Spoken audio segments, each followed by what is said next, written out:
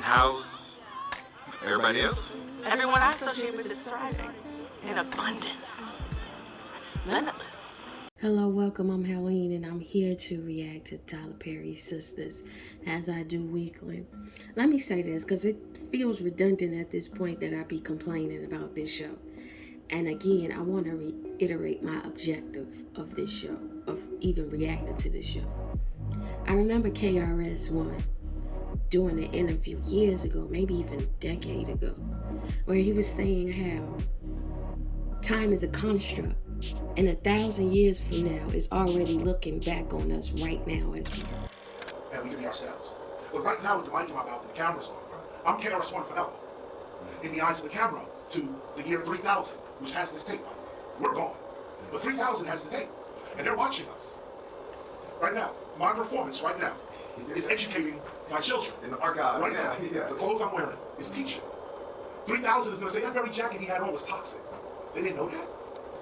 So 3000 is going to look back at us and say, look at our ancestors. Some of them went along with it. Why didn't they stand up? And our ancestors, well, some of us did. And some of us said something. That's my first performance. My first performance is to history itself. Right now, as we speak, this is history. So as we are being, somebody is already uncovering what we have done, right? And I want to say to the ethos, when I say tell the future, I said so. This is my say-so. It's the say-so that even though this is being propagated as entertainment, and it is popular amongst a particular demographic, does not mean we perceive it as quality. We know what it is. It's the game of the imperial might of this epoch or approach. And that is the United States. And everybody know how to play that game of capitalism. And most often when it's catered to a particular demographic, they give us they ass to kiss when it comes to quality. And then when we say something, is you're ungrateful. Y'all never do. And y'all do this. And y'all do that. Instead of just improving the quality. So this is my say-so. And for those of you who come along the ride with my say-so and y'all say-so, thank you. Let's get into it. So either it's so incoherently written that it's bound to make sense, or it just seemed like an obvious scheme that Todd didn't cooked up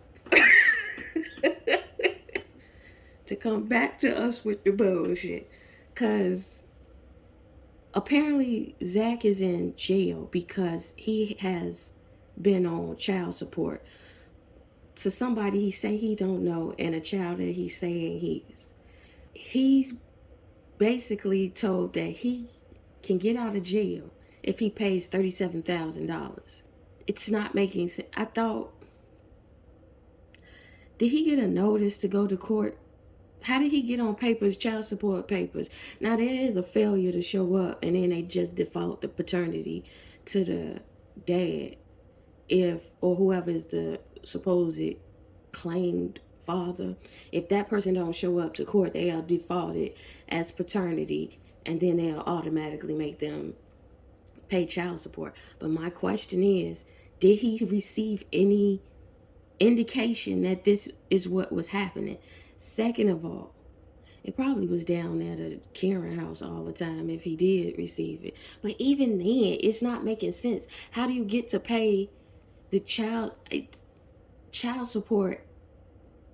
And why didn't they did all of this, not reading his rights, not giving him a warrant, not telling him what he was arrested for over child support? I understand the system. The system got the black man down. I get it. But this isn't making any sense. They won't call your girlfriend to inform her because they don't want to let her know that you are a possible baby daddy. Let's just get into it. Tell Fatima. He didn't get his one phone call. Why can't he call Fatima and tell her the combination and get them the money? This sounds like some payday loan shit. Let me explain the scene. So we are at where it left off, where Zach is in the talking to quote unquote his lawyer, and his lawyer comes in with Gary's colleague. They go back and forth that he a baby daddy to somebody. He need $37,000 to get out of jail. The colleague to Gary asks Zach, well, just give me the combination to the safe at your girlfriend's house and I'll take the money out of there and go pay it. He go, nah, I don't trust you. Then the guy offers him the $37,000 to be repaid to him. Zach take him up on the offer. He don't say what's the strings attached. He don't say what you want in interest.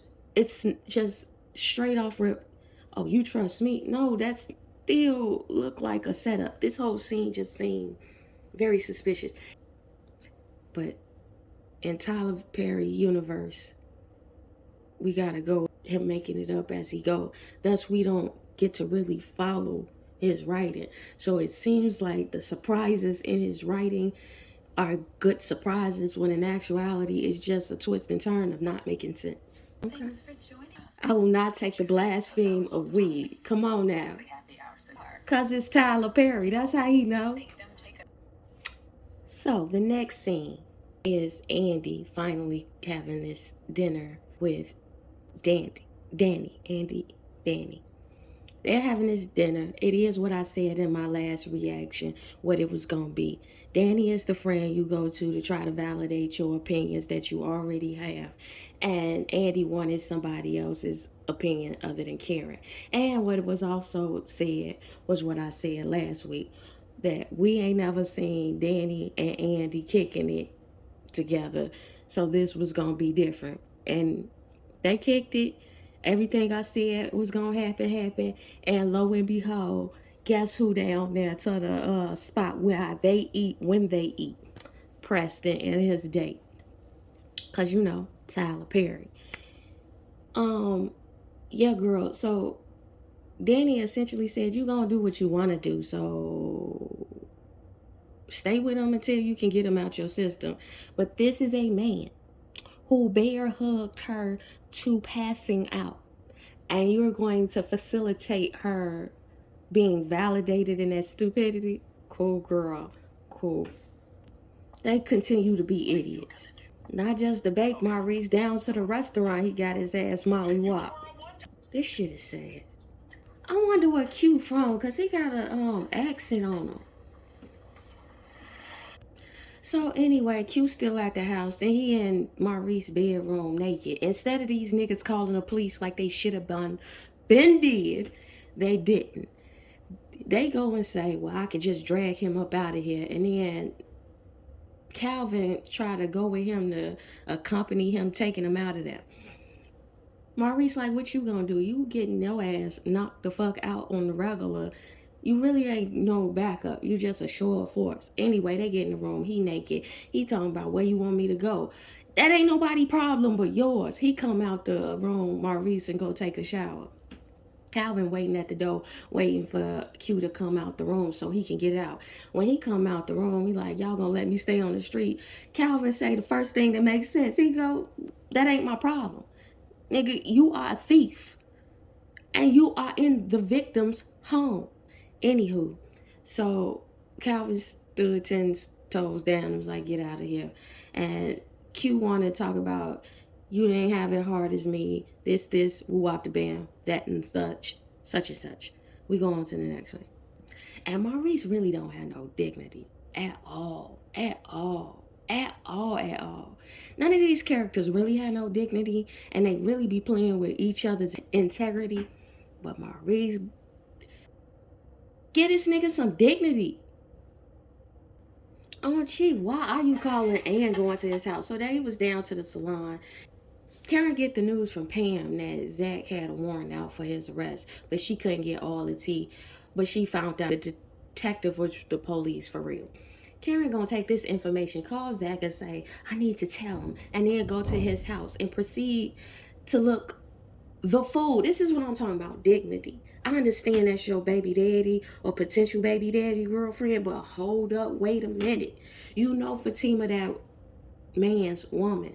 Why are you doing his woman's work?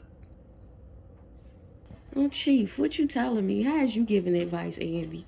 How would he know that's your favorite spot if he ain't ever took you nowhere? Girl, Danny, get some dignity. The word of the day is dignity. Dignity. You guys, everybody say it with me.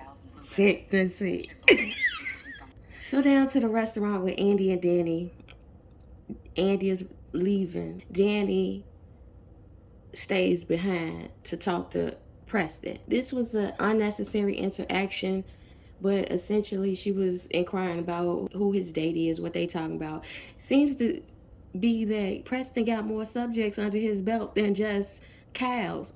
I guess all he can talk about to Danny is some cows. But anywho, Danny puts her dignity on a skewer for this nigga and just for no reason has this inconsequential conversation and then leaves. Oh yeah, and we supposed to put two and two together that Zach around here hooking up Preston with women. But the thing is, who fucking cares and what does it even matter? Call the police. So it's another scene where Maurice is down here contemplating letting Q back in the house because he's sitting there at the curb. And again, the theme for today is dignity. What you mean, who else? Like this nigga, Preston is not a bad looking white boy. He can pull a sister, I'm sure of it. I do too. I wish you would too. Zimbabwe is Southern African. Ain't it? It's like next to South Africa. Why are you calling a West African man Zimbabwe? So Danny slides to Sabrina's house and basically tell her what we just witnessed. And then Sabrina discusses the rich guy with Danny that was hollering at her at the bank. Danny do her a favor and set up a date with her. She go, what about Calvin? Homegirl, you was just talking about you thinking about moving on too. So why do you care what about Calvin? You're dating. You told him that when he caught that little temper tantrum in your bed last season. So you can move on, girl. You can date. And especially a man with $36 million in one account. You can go out on that date. At least one day. Okay? So Andy calls London Bridges from the penthouse, which is to me, girl. Anyway, so she calls London Bridges from the penthouse, even though it's a possibility that Scary Gary got some cameras down to that house. But anywho, they have a conversation about him coming back in town and how she on the fence, and she lies and says she isn't on the fence. She gets off the conversation with him and then texts Gary to go to dinner and say, well, it's just dinner. Again, dignity. Also, do y'all remember when there was like a sub story of how Andy must have got her ass beat in college by her boyfriend and she stayed with him, but nobody ever flushed that out? It was always alluded to. Can we get a flushing out so we can understand why she's attracted to a nigga who would squeeze her to pass out? Why is you sharing this with her though, Karen?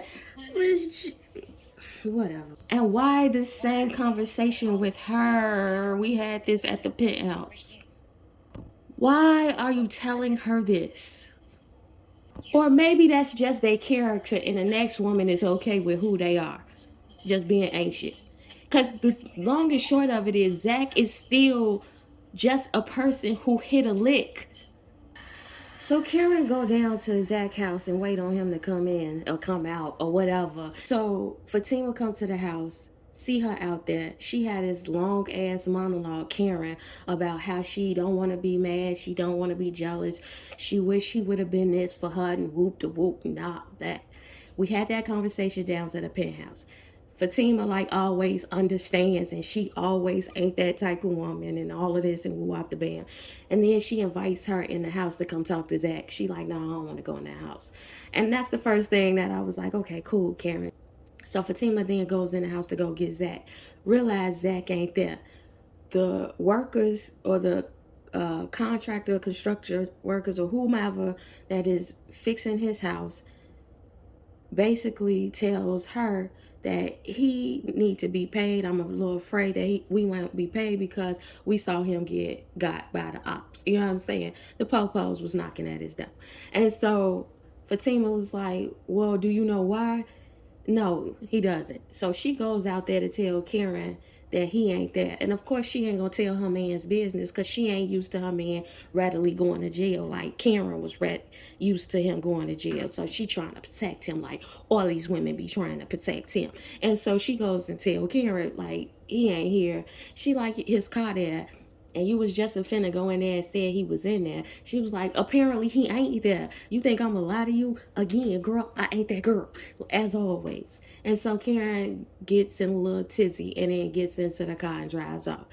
Fatima then calls the cute, unattractive nigga Hayden, because of course she puts it in her mind that Hayden must have set him up. And now she threatening to kill him all willy-nilly on the phone like this. Girl, listen. What they do for Zach, he must got.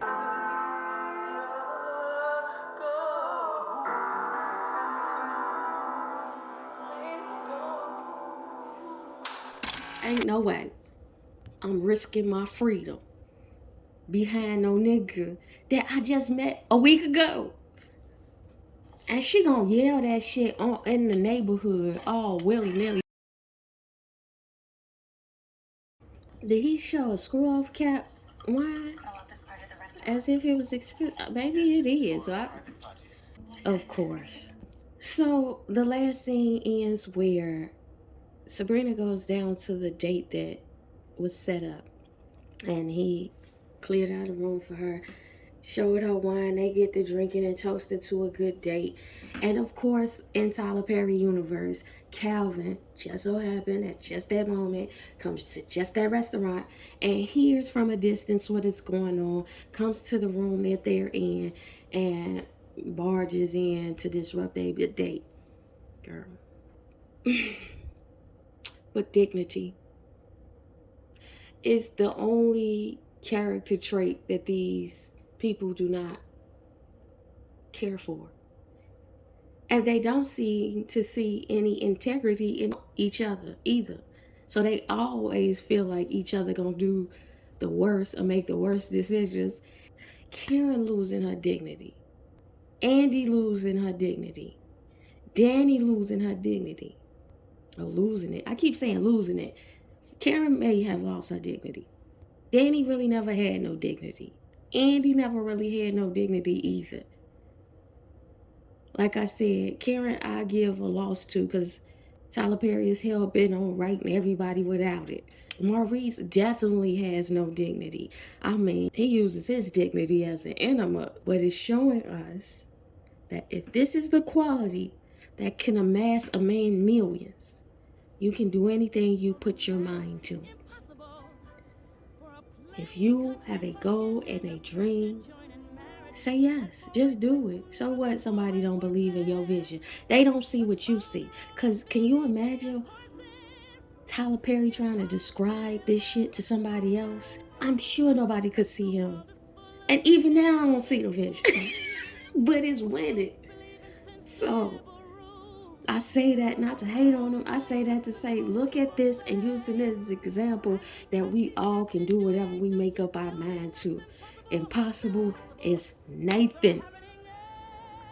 And to the ethos, tell the future I said so.